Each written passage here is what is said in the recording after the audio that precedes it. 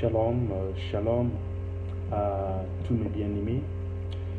Une grâce que nous venons encore de recevoir auprès de notre Seigneur.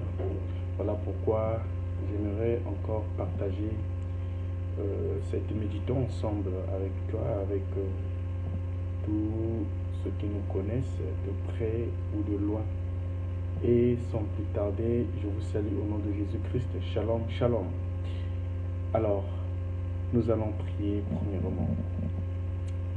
Abba Père, le Dieu Tout-Puissant, le Créateur de toutes choses, toi qui détiens, Yahvé notre Dieu, toute puissance de ce monde, toi qui n'as ni commencement ni fin, oui Seigneur, nous te disons merci pour ce moment que tu viens encore de nous accorder une fois de plus.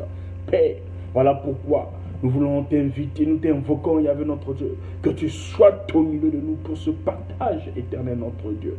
Éloigne de nous, Père, tout esprit qui ne confesse pas ton nom, mais dispose, Yahvé notre Dieu, la présence de la puissance du Saint-Esprit pour que nous puissions comprendre quelle est ta révélation en nous, Yahvé notre Dieu. Oui, Seigneur, ce moment entre tes mains. Ce moment entre tes mains prend paternité, c'est Père éternel.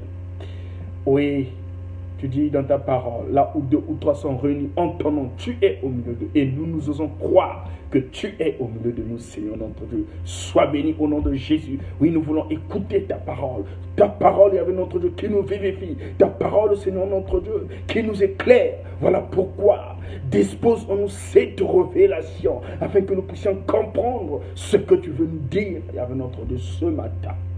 Béni sois-tu au nom de Jésus. Amen. Mais bien-aimés dans le Seigneur, j'aimerais vous proposer un texte, un thème où nous voulons méditer ensemble. C'est celui qui est tiré du livre des Actes des Apôtres au chapitre 3 et nous allons lire les versets 19 à 20. Actes chapitre 3, les versets 19 à 20.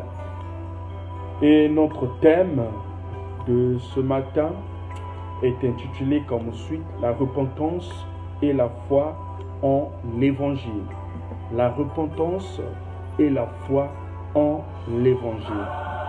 Voilà pourquoi, mes bien-aimés dans le Seigneur, j'aimerais vous inviter à l'écoute de la lecture.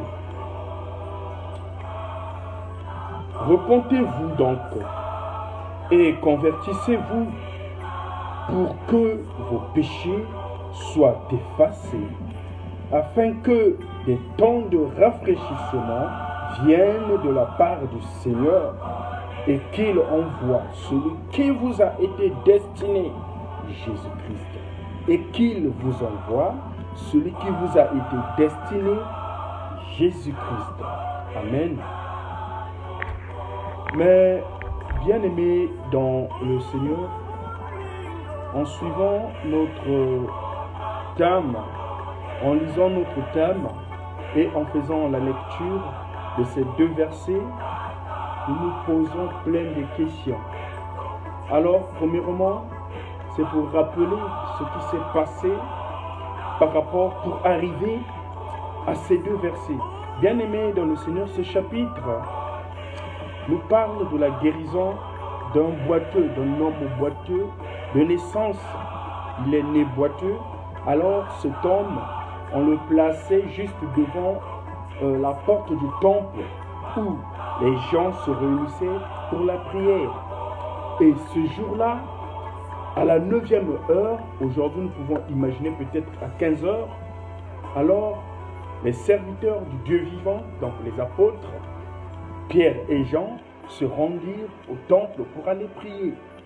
Et c'est en ce moment où ils vont rencontrer cet homme qui était assis, cet homme boiteux, pour demander de l'aumône.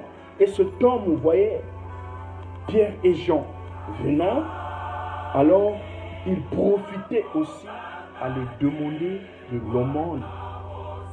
Et la Bible nous dit que Pierre et Jean, ils fixèrent cet homme Alors, au moment où ils fixèrent ce temple peut-être s'attendait à recevoir peut-être quelque chose auprès de ces apôtres-là. Mais c'était le contraire. Bien aimé, ce qui va t'arriver, alors Pierre prendra la parole en disant, je n'ai ni or ni argent, mais je te donne, oui, c'est la Bible qui dit, mais ce que j'ai, je te le donne au nom de Jésus-Christ de Nazareth.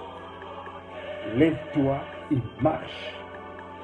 Bien aimé, la Bible nous témoigne qu'en ce jour-là, cette personne, ce monsieur qui était boiteux de naissance, par rapport à ce qui s'est passé, par rapport à la parole, parce qu'il avait cru premièrement au nom de Jésus-Christ, le ressuscité, et au moment où Pierre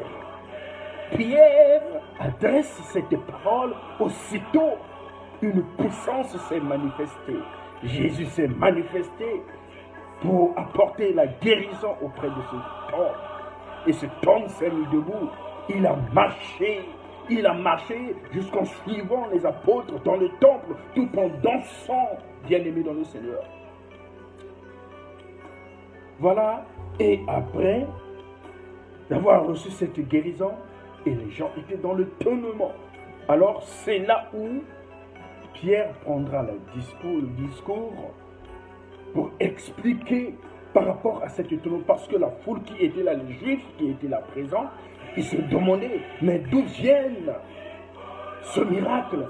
Qui a fait cela? Par le pouvoir de qui? Mais, bien aimé dans le Seigneur, par là, nous comprenons aussi quelque chose. Il dit, en prenant la guérison de l'homme impotent, nous remarquons que la foule curieuse s'est attroupée. Tous sont remplis de l'étonnement et d'admiration. Ils ont aimé, ils étaient étonnés par rapport à tout ce qui s'était passé. Mais Pierre détourne immédiatement l'attention de lui-même et de Jean pour attribuer le miracle qui s'était produit ce jour-là au pouvoir du nom de Jésus-Christ.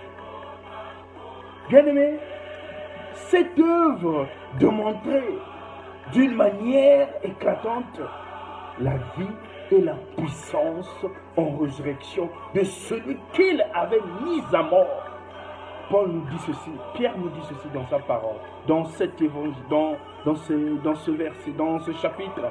Pierre dit ceci, rappelle en disant, vous avez renié le saint et le juste, leur déclare Paul, non pour le condamner, mais comme quelqu'un qui comprend par expérience la honte de ce péché. Alors, c'est là où Pierre prendra cette initiative en les rappelant, en lui disant que oui, peut-être que vous avez fait cela par ignorance. Rappelons-nous, les bien-aimés dans le Seigneur, ce jour-là, le jour de la crucifixion de Jésus, avant qu'il soit crucifié sur la croix, il a été jugé. Pilate présente Jésus-Christ et le malfaiteur qui était là. Et la foule, par ignorance des souverains sacrificateurs, ils ont décidé de libérer Barabbas et de condamner, de crucifier Jésus. Et c'est là où Pierre le rappelle. Peut-être que vous avez agi par ignorance. Vous avez agi par ignorance et il s'est mis à les ramener à la repentance. À les ramener à la repentance et à la conversion. Voilà ce qui est le thème de ce matin que nous allons parler. De la repentance et la foi en l'évangile. Bien-aimés dans le Seigneur, aujourd'hui, ces deux notions de la repentance et de la conversion nous apportent de plusieurs confusions. Même au niveau des chrétiens, même au niveau des soi-disant, oui, les chrétiens que nous sommes, certains ne comprenons pas et nous ne savons pas jusqu'aujourd'hui c'est quoi la repentance et c'est quoi la conversion.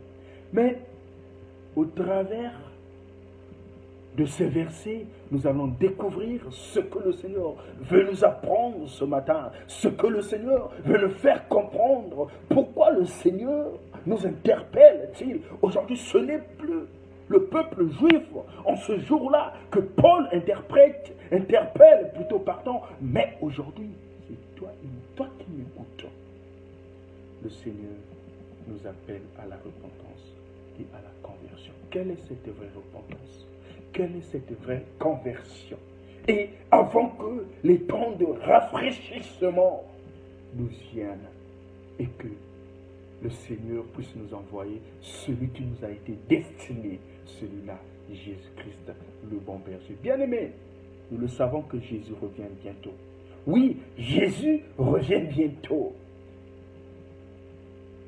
La conversion, mais bien-aimés dans le Seigneur, en fait, c'est juste abandonner sa mauvaise voie pour vivre selon Dieu. Abandonner sa mauvaise voie pour vivre selon Dieu. Donc, c'est le oui. Donc, le oui de l'homme pour Dieu. C'est ce qui détermine l'aspect de la conversion. Mais, quand nous sommes au service de Dieu, quand nous avons accepté de suivre le Seigneur, alors, il y a quelque chose en nous qui s'installe. Et cette chose-là, cette personnalité-là, nous conduit, nous montre le chemin, nous conduit, nous montre, nous éclaire à chaque fois. Et nous dit que ce que tu fais, c'est pas bon. C'est le Saint-Esprit. Quand nous acceptons Christ comme Seigneur et Sauveur, nous recevons Christ comme Seigneur et Sauveur. Le Saint-Esprit prend la direction. Jésus-Christ prend la direction de ma vie. Et c'est le Saint-Esprit qui me conduit. Alors, mais l'apôtre Paul nous témoigne dans l'épître de Romains au chapitre 8, le verset 14, en disant que « Car ceux qui sont conduits par l'Esprit de Dieu sont fils de Dieu. » Ceux qui sont conduits par l'Esprit de Dieu sont fils de Dieu. Mais nous remarquons aussi que, oui, parfois, je te dis que moi je me suis converti. Je suis chrétien parce que j'ai eu le baptême, parce que je suis dans une chorale, parce que je prêche la parole de Dieu, parce que donc je suis chrétien. Mais parfois, l'Esprit de Dieu n'est pas habité en toi. N'est pas habité en nous, cet Esprit de Dieu. Voilà, la Bible nous dit que si cet esprit n'est pas en nous, ça ne sert plus de s'auto-proclamer chrétien parce que on n'est pas de Dieu.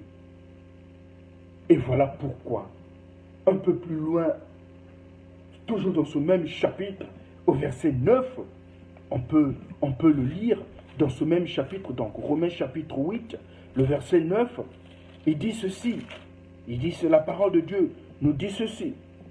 Pour vous, vous ne vivez pas selon la chair, mais selon l'esprit. Si du moins l'esprit de Dieu habite en vous, si quelqu'un n'a pas l'esprit de Dieu, il ne lui appartient pas.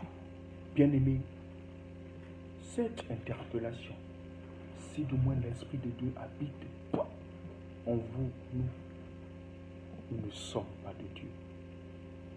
Mais j'en témoigne à tous ceux qui l'ont reçu, il leur a donné le pouvoir de devenir enfants de Dieu. Oui, aujourd'hui, depuis que j'ai reçu Christ comme Seigneur et Sauveur dans ma vie, mais je constate encore quelques esprits qui m'animent dans des comportements horribles, dans des voies qui ne confessent même pas la volonté de Dieu, dans des voies qui ne confessent même pas la présence de Dieu dans ma vie chrétienne. Oui, j'ai accepté Jésus-Christ comme Seigneur et Sauveur. Mais pourquoi encore je suis toujours jaloux? Jaloux de mon frère, jaloux de ma soeur. Je ne veux pas voir plutôt mon frère, l'évolution dans la vie de mon frère. Je suis toujours jaloux.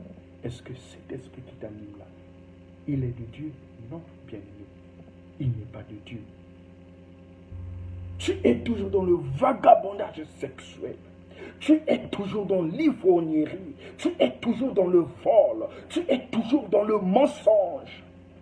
Et parfois aujourd'hui, nous voyons de ces personnes, de ces frères, qui ont pris le nom d'être appelés homosexuels, pédés, et on les retrouve dans certaines communautés aujourd'hui. Quelle abomination! Oui, oui, sont dirigés par ces esprits-là. Et on se dit, je suis chrétien. Non, non, tu n'appartiens pas à Dieu.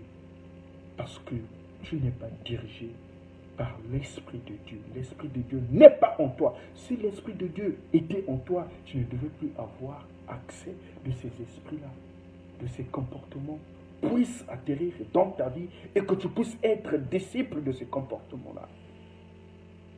Bien-aimé, voilà comment nous pouvons comprendre l'aspect de cette conversion.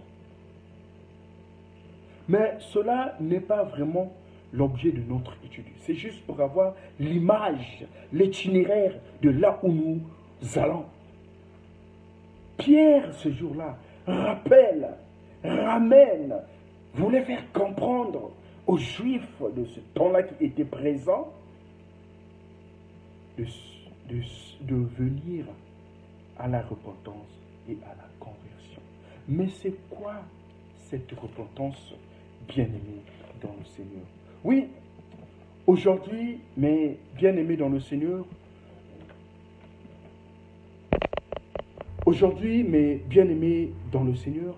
quand nous poussons notre réflexion sur l'aspect de la repentance, nous comprenons que dans la Bible, nous constatons que l'appel à la repentance se manifeste par étapes répétitives et progressives. Oui, étapes répétitives, parce qu'il y a eu des répétitions. Rappelons-nous, à l'ancien temps, au moment où le peuple se retournait envers leur Dieu, au moment où le peuple péchait, il y avait toujours un leader, s'il y avait des prophètes, pour les rappeler, ramener ces peuples à la repentance, afin de chercher la vraie face de Dieu. Et il y a eu des répétitions. Et même au temps où ils attendaient le Messie, il y avait toujours de ces choses. Et ça s'est progressé jusqu'à la nouvelle alliance. Au moment où, rappelons-nous, Jean-Baptiste qui est venu pour planifier, préparer la venue de Jésus-Christ. Oui, le seul message qu'il a prêché, c'est le message de la repentance. Le message de la repentance. Même Jésus-Christ lui-même aussi, ensemble avec ses disciples, dans sa mission, dans son ministère, il a prêché la repentance. Si nous lisons l'évangile selon Matthieu, au chapitre 4, le verset 17, Jésus-Christ a aussi prêché la repentance. Et après avoir envoyé aussi ses disciples pour aller prêcher, cela aussi a été accablé. Cela aussi, leur message était assis sur la repentance. Mais bien aimés, même après la Pentecôte, l'effusion du Saint-Esprit, oui, après qu'il eut été glorifié, quand le Saint-Esprit fut envoyé du ciel, nous retrouvons Pierre au jour de la Pentecôte, faisant entendre le même cri, repentez-vous. Et par là, bien-aimés, dans le Seigneur, nous comprenons bel et bien l'importance de la repentance dans la vie chrétienne. Mais ici, avec le texte que nous venons de faire lecture, nous comprenons aussi que, bien-aimés dans le Seigneur, Pierre voulait que les Juifs puissent changer d'avis, regretter par rapport à ce qui s'est passé. C'est-à-dire s'amender de bon cœur, avec la conversion pour leurs péchés passés et actuels. Voilà pourquoi l'apôtre Pierre leur a interpellés de revenir, de chercher la face de l'Éternel. Bien-aimés, les temps sont mauvais. Jésus-Christ revient bientôt. Mais nous allons bien comprendre cette notion. Bien-aimés, la repentance est l'une des doctrines fondamentales de la Bible. Mais c'est aussi l'une des plus mal comprises aujourd'hui. Aujourd'hui, la personne parvient à la repentance, c'est juste au moyen de l'évangile. Après avoir écouté l'évangile, a été touché par l'évangile, cette personne arrive à un stade de prendre sa décision, une décision qui sort de son intérieur afin de changer sa vie. Voilà pourquoi la personne est prête à recevoir et à croire l'évangile, à moins d'être prêt aussi à se repentir de ses péchés et à se détourner de sa voie. Et c'est ce que l'apôtre Pierre voulait faire comprendre par la suite de ce miracle qui a été opéré par le Christ lui-même. Mais bien aimé, avant que nous puissions arriver à cette signification de la repentance que j'aimerais vous proposer, nous allons un peu parler de certaines confusions de la repentance. Oui, aujourd'hui, comme nous venons de le dire, bien sûr, bien aimé, la repentance n'est pas une impression. Oui, bien des gens s'attendent à éprouver une émotion extraordinaire. Ils voudraient se donner à Dieu, mais ils n'osent le faire avant de l'avoir ressenti. Voilà pourquoi nous disons que la repentance n'est pas une impression. Je montre, peut-être devant les gens, je me dis, oui, je veux le faire, je veux, mais au fond, je m'attends à autre chose. Juste montrer cette impression extraordinaire. Et je me dis que je suis dans la voie de la repentance. Non, bien-aimé dans le Seigneur. Mais la repentance aussi n'est pas une crainte, bien-aimé dans le Seigneur. La repentance n'est pas davantage le jeûne. Un homme peut jeûner pendant des mois et des années. Et loin d'abandonner son péché, faire de ses pénitences une raison pour persévérer dans le mal. Aujourd'hui, nous voyons des jeunes qui se communiquent, des jeunes qui se donnent partout, peut-être dans les communautés, dans les familles, partout. On peut jeûner, bien aimé dans le Seigneur. Mais si nous sommes loin d'abandonner le péché ou le péché que j'ai, même si je prie pendant un mois, je prie pendant une année, bien aimé dans le Seigneur, ce n'est pas une repentance. La repentance n'est pas aussi un remords. Oui, bien aimé dans le Seigneur, nous parlons de remords. Dans la Bible, nous avons un disciple, nous connaissons un disciple qui a appliqué, qui était dans ses remords terribles. Ce disciple, c'est Judas, celui qui a trahi Jésus-Christ. Après avoir trahi Jésus-Christ, ce disciple a rencontré, a traversé des terribles remords. Cependant,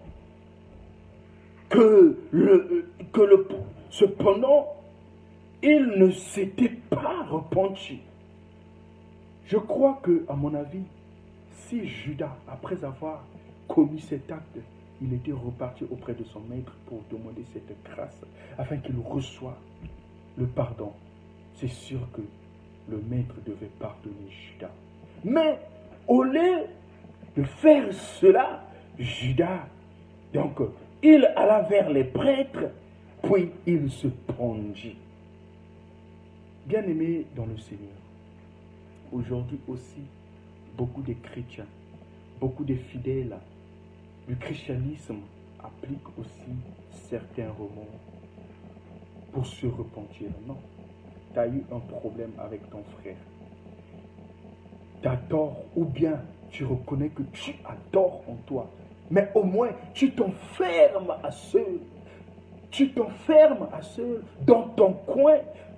Tu te dis peut-être que pour éviter des problèmes, c'est mieux de me retirer de ce frère-là avec ce problème que vous avez eu et que tu as fermé ton cœur.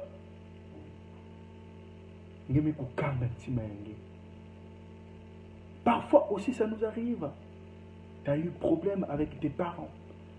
Tes parents, oui, ça peut arriver. Ça peut arriver. Tu as eu des problèmes avec tes parents, et tu as fermé dans jusqu'aujourd'hui, peut-être à prononcer cette parole, que c'est mieux que la mort puisse nous séparer. Jusqu'à la mort, jamais je ne t'adresserai plus ma parole.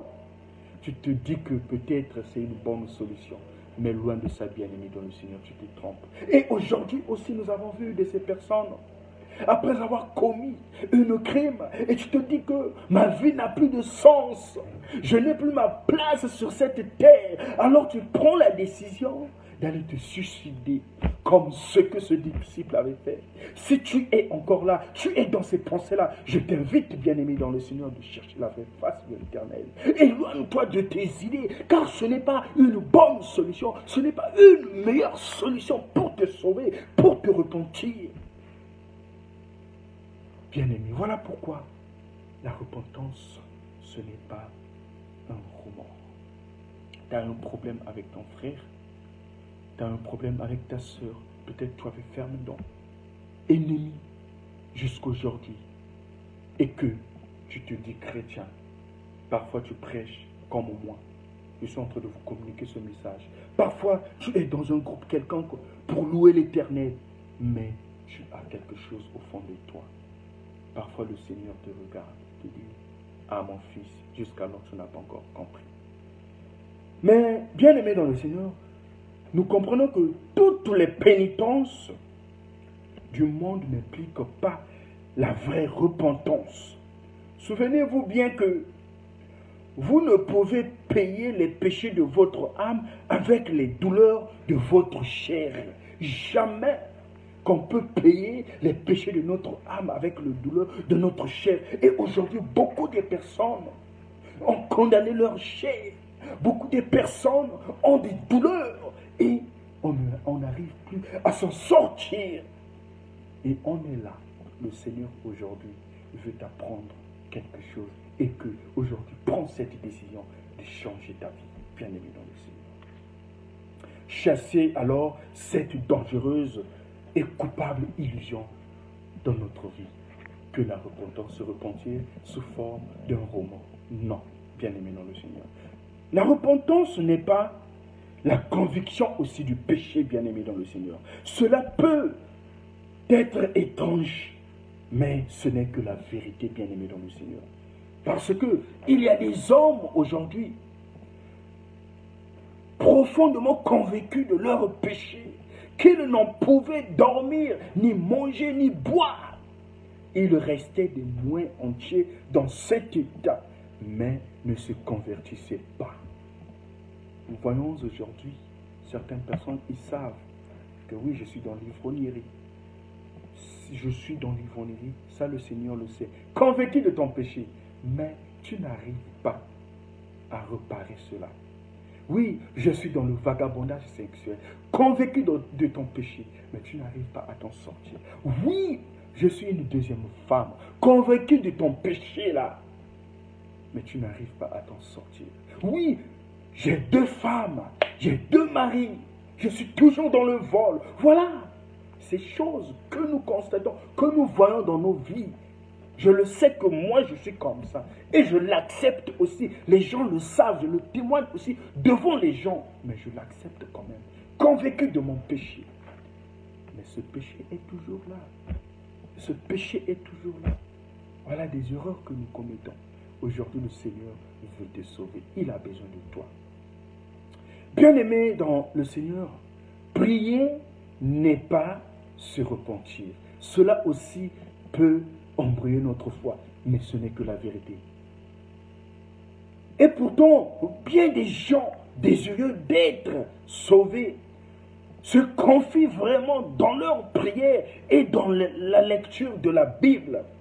S'imaginons que cela tient lien de repentance. Oui, bien-aimé, on peut crier à Dieu et ne s'être point converti.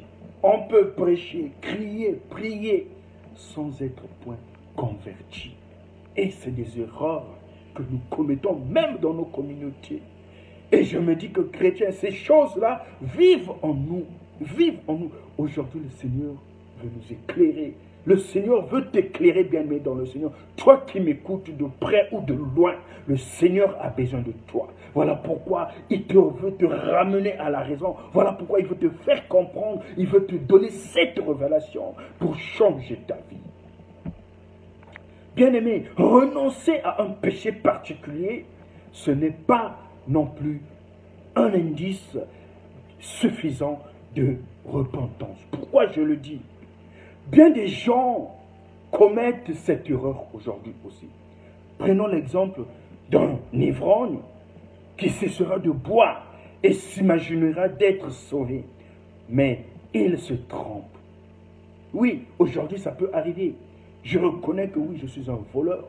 Alors je dirais que oui, à partir d'aujourd'hui, pour être sauvé, je dois arrêter avec le vol.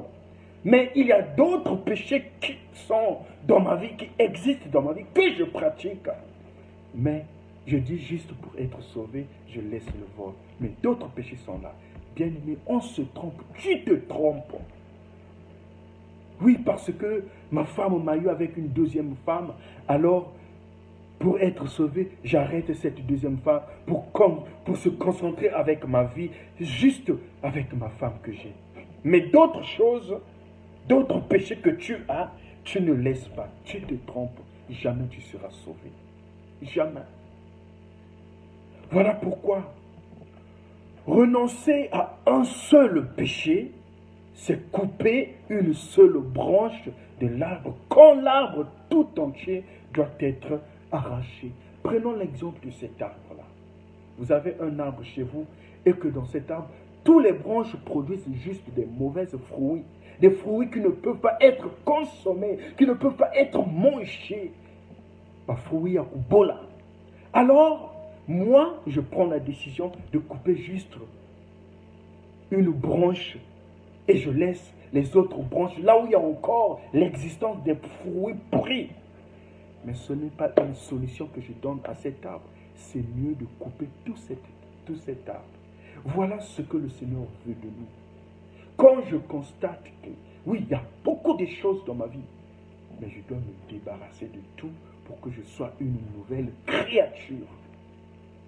Mais beaucoup de gens se trompent encore sur ces aspects. Supposons que je suis par exemple à bord d'un navire et que j'y découvre soudain 3 ou 4 trous où passe de l'eau. Je découvre 3 ou 4 trous.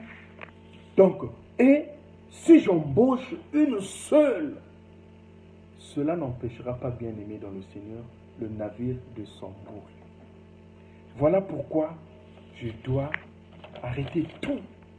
Je dois alors empêcher tous ces 4 trous. Je dois réparer tout cela pour que rien ne m'empêche encore de continuer à naviguer. Bien-aimé dans le Seigneur, par rapport à ce que je viens de rappeler, nous allons maintenant rentrer dans la vraie repentance. C'est quoi? J'aimerais juste vous proposer l'image des soldats pour définir notre repentance, des militaires. Quand ils disent ce que les soldats disent souvent, demi-tour à droite.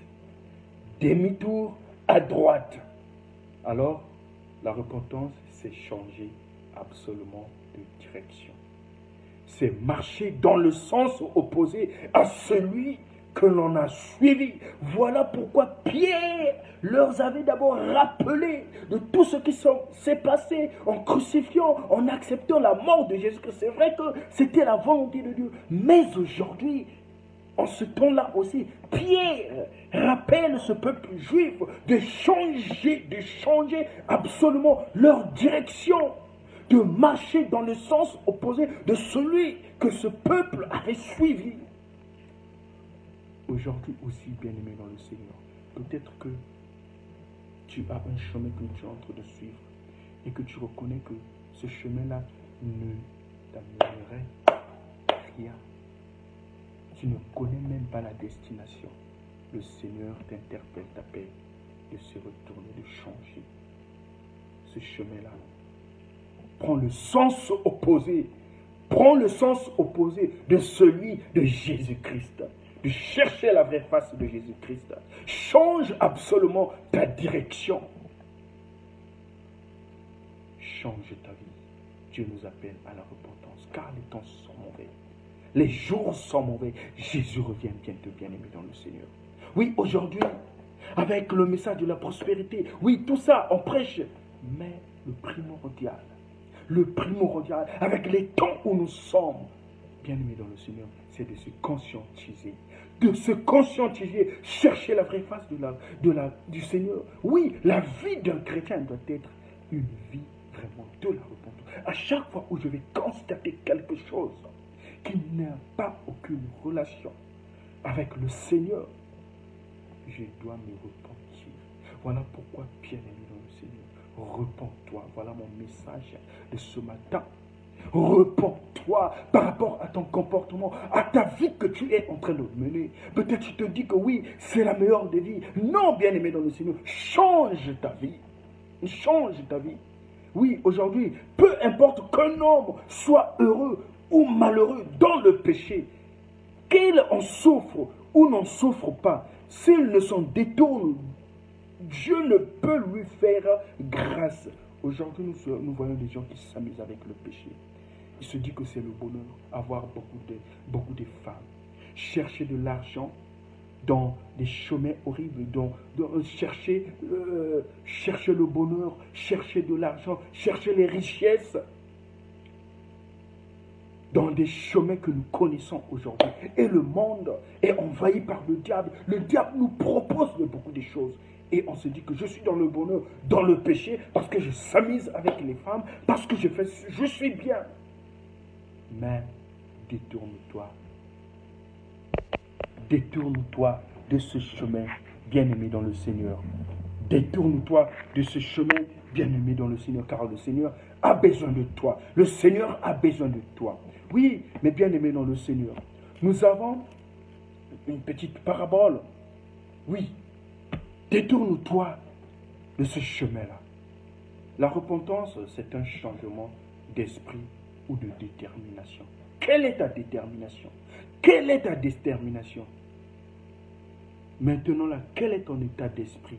Quel est ton état d'âme? Le Seigneur a besoin de toi. Repens-toi. Repens-toi, bien-aimé dans le Seigneur. Ne perds plus ton temps. Ne te dis pas que peut-être pour moi c'est fini. Ma vie n'a plus de sens. Peut-être tu te dis que j'ai trop péché. J'ai trop... Non. Il dit, il est toujours là pour toi. Il est en train de frapper devant ta porte. Ouvre juste ta porte. Il entrera chez lui et il sera avec toi. Fais appel à ce Jésus-là. Repens-toi. Repens-toi. Car tu ne sais pas le lendemain. Tu ne sais pas ton lendemain, bien-aimé dans le Seigneur. Repens-toi. Le Seigneur a besoin de toi. Et tu ne sais pas le jour où la mort frappera devant ta porte, bien-aimé. C'est le moment de se repentir. Change ta vie. Change ta vie. Le Seigneur a besoin de toi. Il veut te sauver. Car il revient bientôt. Pour finir, mes bien-aimés dans le Seigneur, nous allons lire ce parabole dans l'évangile selon Matthieu au chapitre 21, les versets 28 à 29. Cette parabole qui nous apprend le retour à la repentance.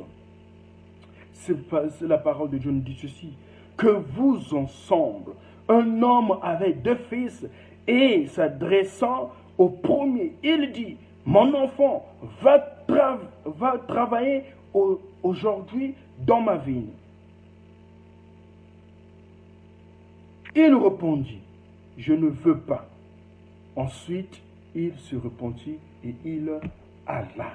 Bien-aimé dans le Seigneur, ce parabole veut nous faire comprendre le retour dans la bonne voie, de suivre le Maître, le bon berger, le Seigneur de Seigneurs, le Roi de rois, lui qui est toujours là à notre recherche, lui qui t'attend. Il est patient, bien-aimé dans le Seigneur. Oui, profite avec cette occasion. Ce jour-là, Jésus-Christ, dans l'exemple, parle sous forme de cette parabole en disant cela. Un père qui avait 2 enfants, il dit à son fils d'aller travailler dans son champ. Et ce fils, la première des choses qu'il a fait, il a refusé. Et après, il s'est repenti. Oui, nous comprenons. Après qu'il ait dit non, il réfléchit et changea d'avis, ce fils-là. Peut-être se disait-il, je n'ai pas parlé respectueusement à mon père. Je n'ai pas exécuté ce que mon père m'a dit. Il m'a demandé d'aller travailler et j'ai refusé. J'ai eu tort. Il m'a demandé d'aller travailler et j'ai refusé. J'ai eu tort. Qu'il eût ainsi parlé et s'en fut tenu là. Il ne se serait pas repenti. Non seulement il demeura convaincu qu'il avait eu tort, mais il s'en alla aussitôt au champ pour aller travailler, pour aller labourer et exécuter ce que le Père lui avait dit. Voilà comment Christ lui-même définit la repentance. Se repentir, revenir, changer la direction, la détermination, changer ses idées, son état d'esprit. C'est ce que le Seigneur veut en toi. C'est ce que le Seigneur veut voir en toi, bien-aimé.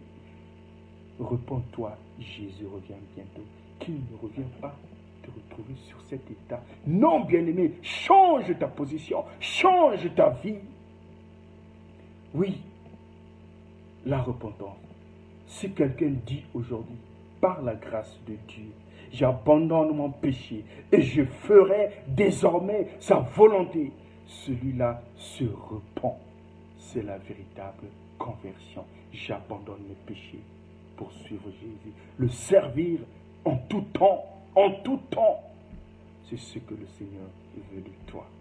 Bien-aimé, la repentance et la foi viennent le plus souvent, soudainement, au moment où un homme décide, Dieu lui donne la force. Il ne lui demande pas de faire l'impossible. À l'homme de vouloir, à Dieu de pouvoir. Voilà pourquoi cherchons la vraie face de l'Éternel. La vraie repentance doit porter de fruits. Si nous avons fait tort à quelqu'un, nous ne pouvons demander à Dieu de nous pardonner avant d'avoir réparé le mal. Oui, va voir d'abord la personne à qui tu as offensé avant d'aller demander pardon. Et c'est ce que nous oublions aujourd'hui, nous les chrétiens que nous sommes. Oui, je demande pardon au Seigneur. Seigneur, pardonne-moi. Je prie l'Éternel. Seigneur, Seigneur, aide-moi, sauve-moi. Mais j'oublie ce que j'ai fait avec mon frère. J'oublie l'acte que j'ai posé envers mon frère. Et je veux juste me précipiter pour recevoir le pardon de Dieu auprès de Dieu. Non, bien-aimé, va d'abord réparer avec ton frère, avec tes parents, avec ta soeur, afin que le Seigneur puisse te pardonner. C'est ça la vraie repentance. Bien-aimé, le Seigneur nous appelle à la repentance. Alors, au regard de tout ce qui précède, tout ce que nous venons d'écouter, mes bien-aimés dans le Seigneur, suite à cette guérison que le Seigneur a manifesté ce jour-là à cet homme qui était boiteux de naissance, c'était pour prouver aussi une guérison physique et spirituelle.